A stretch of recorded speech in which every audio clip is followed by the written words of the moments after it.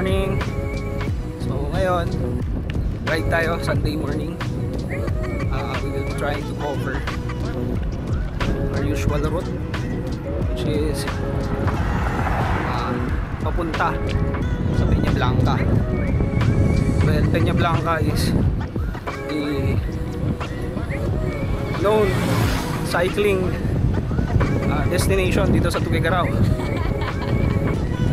I mean sa Cagayan pala. Dito sa Cagayan. Karamihan ng mga siklista dito sa Tuguegarao, yun ang hilig puntahan.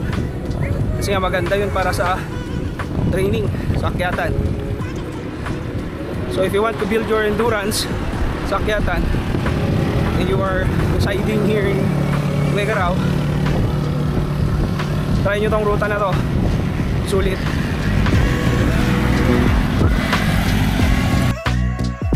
Bukod sa handog nitong topografiya na mainam para sa siklistang nais mag-ensayo, dinarayo ang Peña Blanca dahil sa mga scenic views o tourist destinations ito. At sa ride kong to, aking saglit na papasyalan ang entrada ng Calao Cave na isa sa mga kilalang tourist destinations na naitala sa kasaysayan ng Pinas. Specifically, via Larion ang pinili kong ruta papunta na kung saan ay dadaanan ko ang Overflow Bridge at aking babagtasin ang Josefa Bridge connecting Tuguegarao and Peña Blanca. Pinili ko ang daang to papunta dahil gusto kong banayad muna ang umpisa ng aking ride.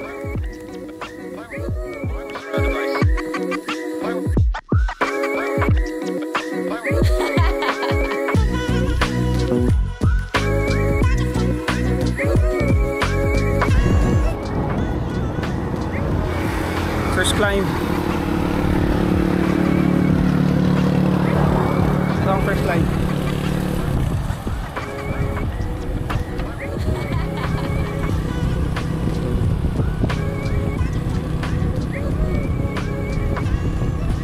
Pacingan lang natin ang tama.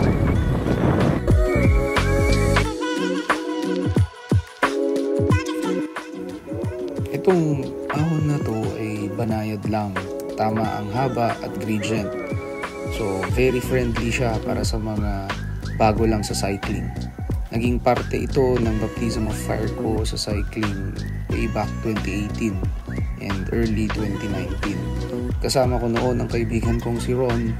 First time kong umahon na matindi. Pupunta pa kaming Warden Summit noon eh. Maraming salamat sa kanya dahil nagsimula ang tunay na passion ko sa cycling noong nagkayayaan kaming bumili ng bisikleta. So may katagalan na din. Sana makapag back to saddle ka na soon, Caps.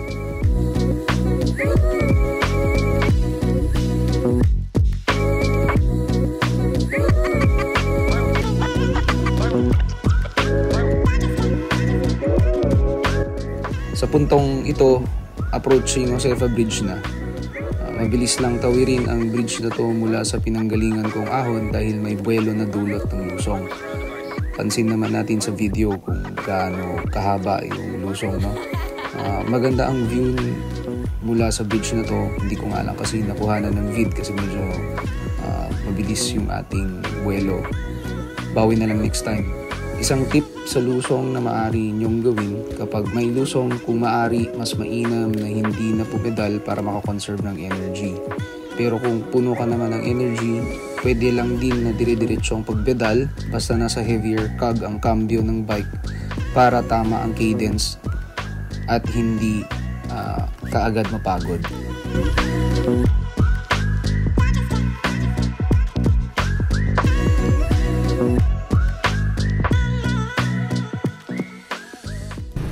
Okay, Blanca na. Sa pating ito ng ruta, ramdam na ang rolling hills ng Peña Blanca.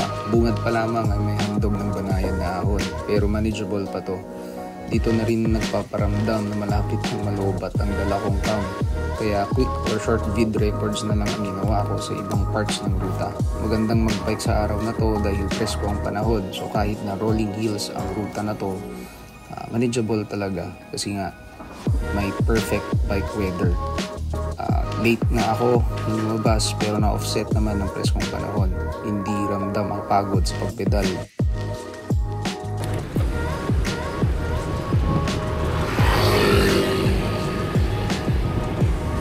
Presko men, Sarap.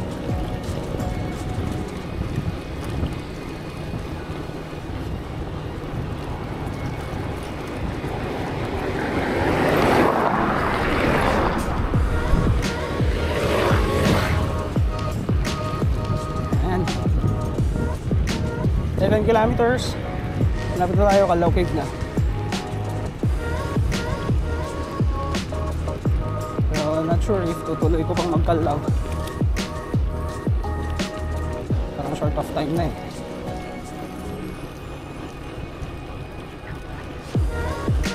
Malaking tulong talaga yung nanilang panahon. Presko.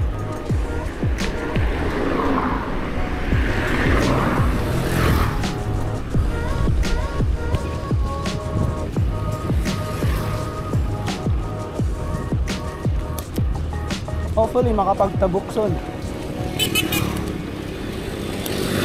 para mas ma-enjoy pa natin ang akyatan.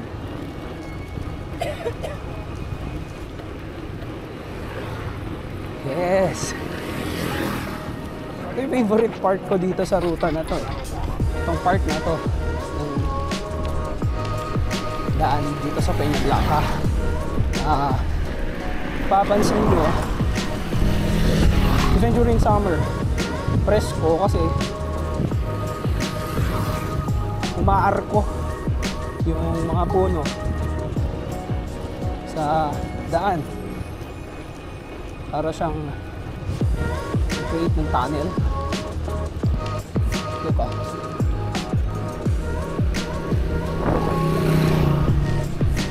Amazing. Sana lahat ng daan ganyan. Welcome to Barangay Patagele.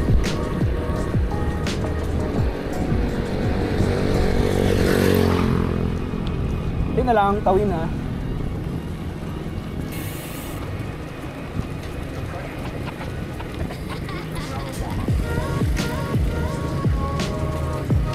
Better to be a defensive rider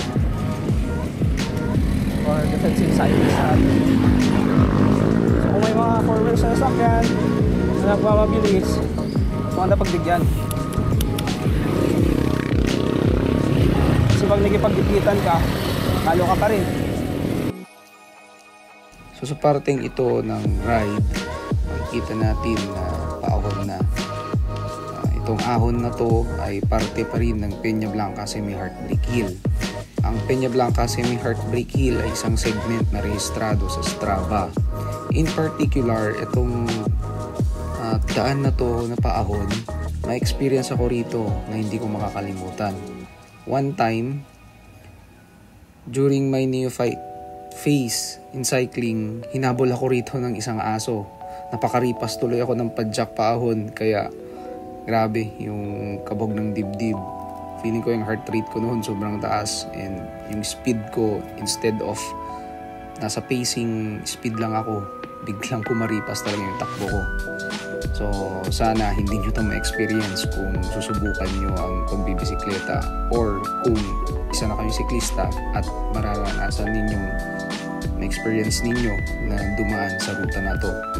Buti at walang nangyaring masama. Kasama ko noon ang pinsan kong experienced cyclist enthusiast, or cycling enthusiast rather, at Philippine motolooper na si Kuya Paul.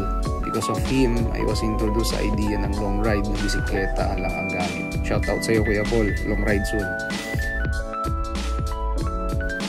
Siyempre, pagkatapos ng lusong, mayroon na namang ahon. Kung di ako nagkakamali, after ng lusong kanina ay nasa 7 kilometers na lang ang kailangang bunuin hanggang Kalaw. Itong ahon na ito yung last na ahon papuntang Tawi. Kung mapapansin ninyo, matarik din ang ahon na to. Pero kahit gaano siya katarik, napapawi pa rin ng pagod dahil sa ganda ng tanawin. Hindi ko nga napigilang huminto to appreciate ang scenic view. Kaya tinuturing ko personally ang cycling bilang nature tripping. Personally, to a great extent, cycling is my way of meditating. It is ironical kasi nga kaakibat ng cycling ang suffering. Nakakapagod. It tires the body, pero it is therapeutic in a sense that it improves my mood and improves my cardiovascular health. Naging parte na to ng aking lifestyle. 5 years na akong nagbibisikleta and I can testify sa therapeutic effect ng cycling.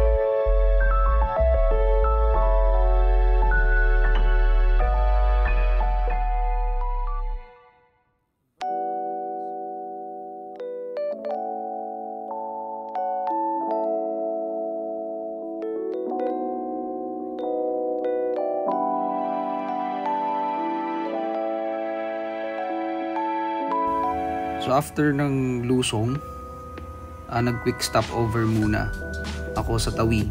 What I appreciate sa lugar na to ay ang typical and laid back countryside vibe.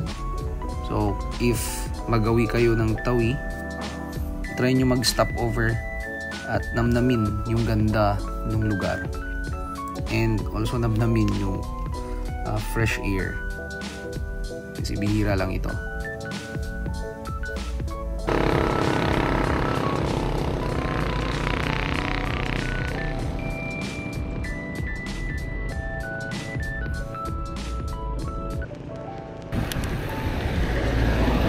Okay, ito na yung Sunken Road.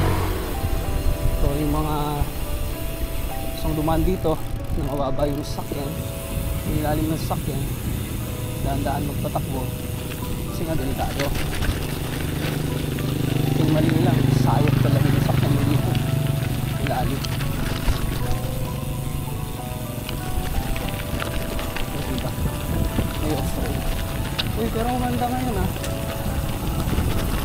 Gusto nila pagkakate mga tagda nila.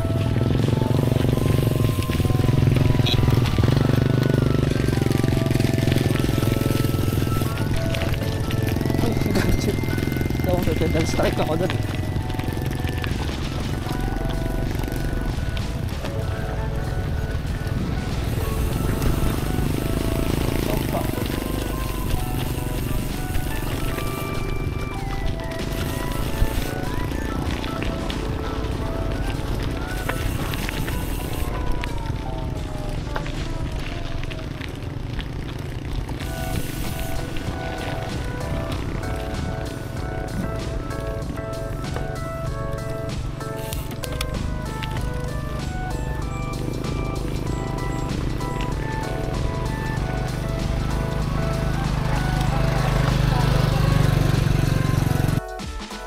Ang Sunken Road lang ang segment papuntang Kalaw na rough road. Gaya nga ng aking nabanggit, kailangan doble ingat kung babagtasin ang segment na to dahil may mga parte na hindi compact. After that segment, okay na, sementado na to all throughout hanggang doon sa Kalaw Cave.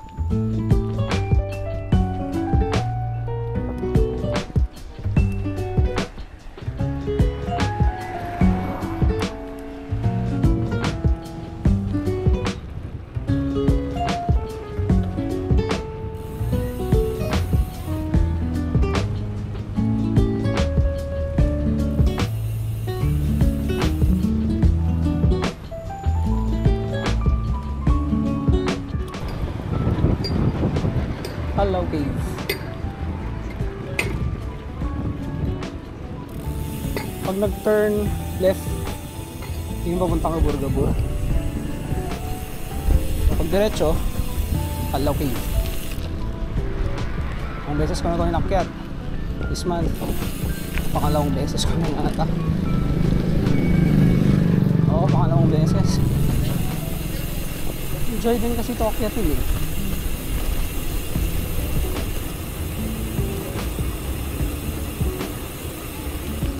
Do ingat nga lang kasi may mga aso sa daan. Kung hindi man aso, may mga batang tumatambay. Base sa personal experience, mas challenging ang tarik at haba ng ahon na to kumpara sa mga nalampasan kanina ng mga ahon. Matarik din ang ahon pabalik mula entrance ang Kalaw pero maiksi kumpara sa ahon na to. May consolation after ng ahon na to kasi mostly lusong na hanggang sa entrance ang Kalaw Cave. Kumbaga, recovery mode na. Di halata. Pero matarik.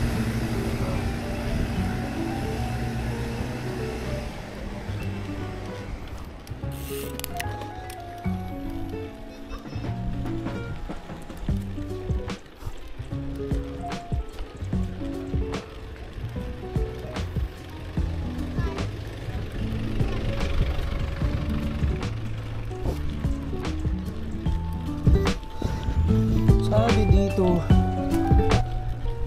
0.5 grade.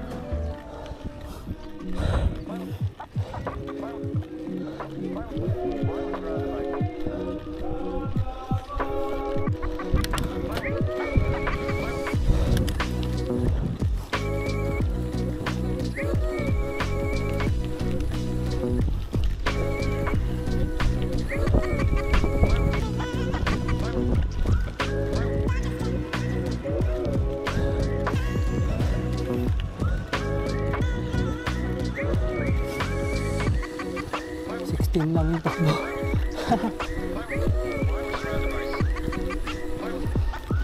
Sunod pa.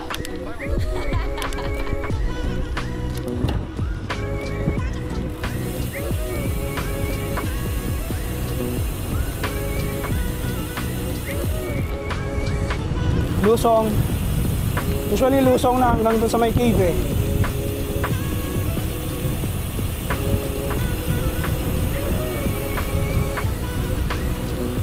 Ayan o. Mostly. Lusong na yan.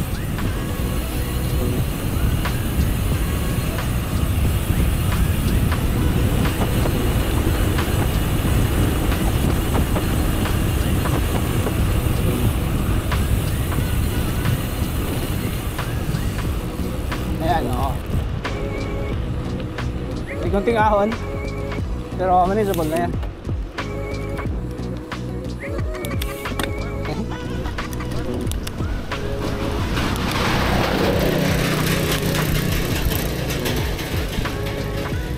Touchdown, allow.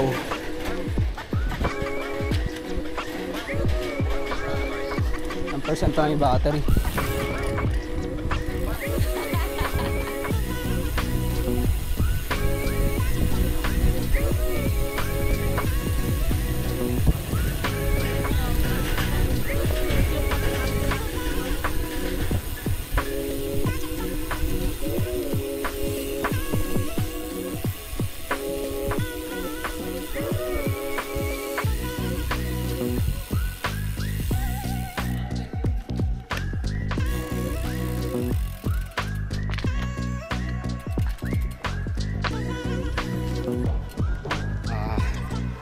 safe and sound nakarating ng Calao. So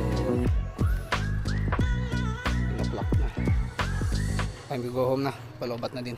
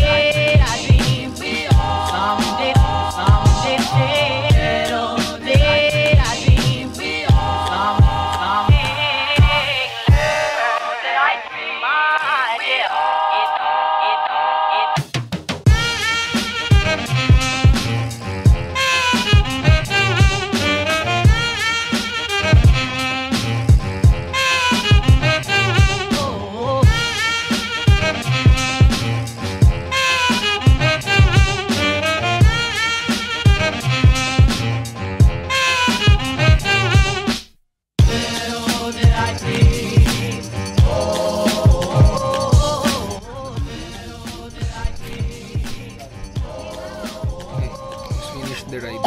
Tapos na drive. Oras.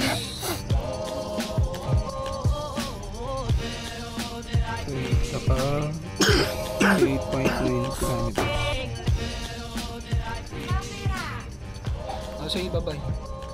Bye bye.